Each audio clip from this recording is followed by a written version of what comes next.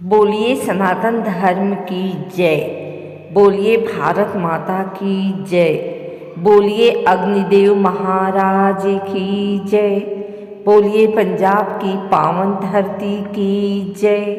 बोलिए लोहड़ी माता की जय।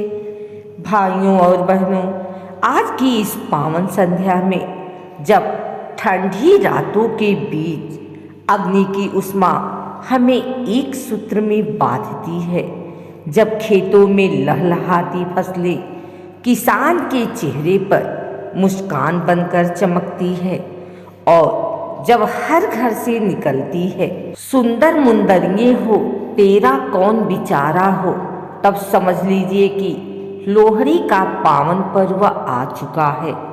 आज हम केवल एक त्योहार नहीं मना रहे, आज हम संस्कृति, परंपरा, त्याग, साहस और समाज की एकता की कथा सुनने जा रहे हैं।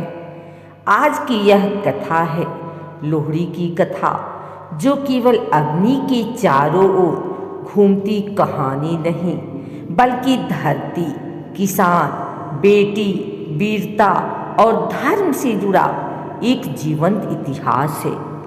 लोहड़ी क्या है? लोहड़ी भारत के उत्तर भारत, विशेषकर पंजाब, हरियाणा, हिमाचल और दिल्ली में मनाया जाने वाला एक अत्यंत प्राचीन और पवित्र पर्व है। यह पर्व 13 जनवरी या 14 जनवरी के आसपास आता है, जब सूर्यदेव मकर राशि में प्रवेश करते हैं और दिन धीरे धीरे बड़े होने लगते हैं। लोहड़ी का संबंध है नई फसल से, अग्निदेव से, सूर्यदेव से और मानव जीवन के उत्सव से।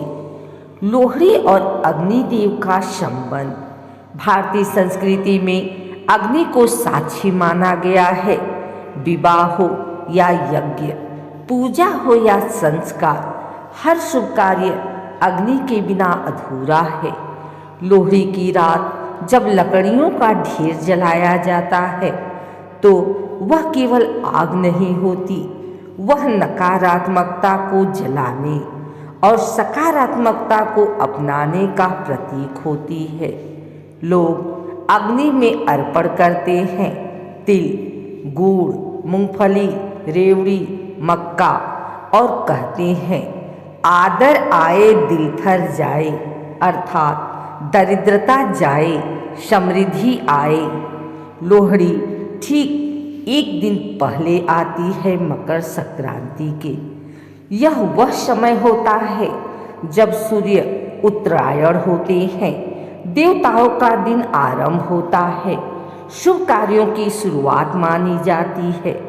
इसलिए लोहड़ी केवल लोक पर्व नहीं, बल्कि खगोली और आध्यात्मिक पर्व भी है। दुल्ला भट्टी की अमर कथा। अब आते हैं लोहड़ी की सबसे प्रसिद्ध और भावनात्मक कथा पर। वीर दुल्ला भट्टी की कथा पंजाब की धरती पर मुगल काल के समय एक अत्याचारी शासन था। गरीबों पर अत्याचार, बेटियों की इज्जत खतरे में और किसानों की फसलें लूटी जाती थी। उसी समय जन्म हुआ एक वीर का, दुल्ला भट्टी। दुल्ला भट्टी गरीबों का रक्षक था, बेटियों का भाई था, अन्याय के खिलाफ तलवार था।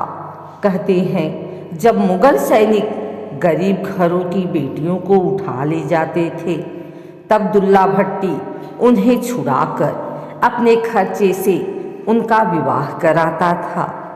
उसके पास दहेज के लिए कुछ नहीं होता था तो वह एक बेटे को शक्कर देता, दूसरी को रेवड़ी, और वही बन गया लोहड़ी का प्रतीक। इसीलिए आज भी बच्चे गाते हैं सुंदर मुंदरिये हो तेरा कौन बिचारा हो, दुल्ला भट्टी वाला हो। यह गीत केवल गीत नहीं, बल्कि नारी सम्मान की गूंज है। लोहड़ी विशेष रूप से मनाई जाती है नवविवाहित दंपत्ति के लिए, नवजात शिशु के लिए। यह जीवन की नई शुरुआत का उत्सव है। इस दिन बच्चे की पहली लोहड़ी, बहू की पहली लोहड़ी पूरे परिवार के लिए सौभाग्य का संकेत मानी जाती है। लोहड़ी किसान का पर्व है। रबी की फसल गेहूं, सरसों खेतों में लहलहाने लगती हैं।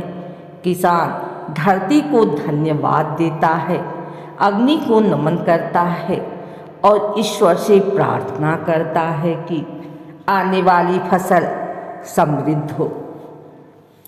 लोहड़ी की रात ढोल की थाप, भांगड़ा, गिद्धा, लोकगीत हर दिल में उमंग भर देते हैं।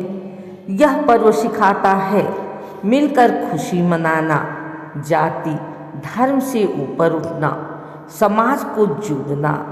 आज जब परिवार बिखर रहे हैं, बेटियां असुरक्षित हैं, किसान संघर्ष कर रहा है, तब लोहड़ी की कथा हमें याद दिलाती है दुल्ला भट्टी जैसा साहस, अग्नि जैसा त्याग, सूर्य जैसी ऊर्जा हम सबको अपनानी चाहिए।